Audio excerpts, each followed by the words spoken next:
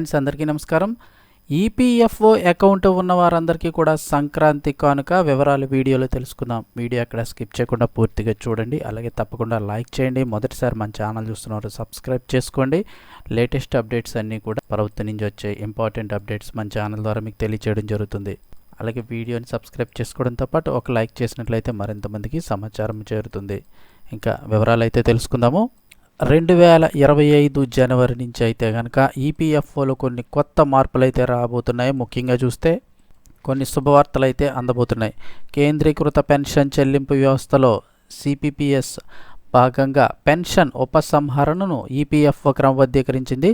దీంతో ఇప్పుడు పెన్షన్ ఉపసంహరణ మరింత సులభంగా మారింది. సాధారణంగా పెన్షన్ తీసుకోవాలన్నా ఏదైనా మధ్యలో డబ్బులు తీసుకోవాలన్నా చాలా ఇబ్బందులు అయితే గతంలో ఎదురయ్యేవి. ఇప్పుడు పెన్షనర్లు ఇకపై దేశంలోని ఏ బ్యాంకు నుంచి అయినా కూడా మీ పెన్షన్ అయితే తీసుకోవచ్చు, ఉపసంహరించుకోవచ్చు. అదనపు ధృవీకరణ ఇబ్బందులు కూడా త్వరలోనే ఇక తొలగిపోనున్నాయని చెప్తున్నారు. అంతేకాదు మరో గుడ్ న్యూస్ అయితే చెప్పబోతున్నారు.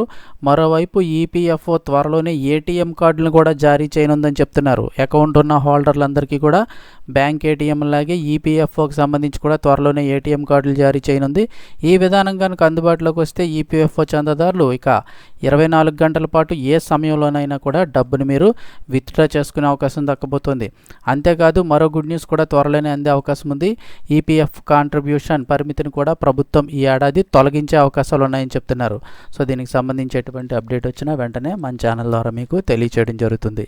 వీడియో సబ్స్క్రైబ్ చేసి ఛానల్ సబ్స్క్రైబ్ చేసుకోవడంతో పాటు వీడియోని ఒక లైక్ చేయడం మర్చిపోకండి.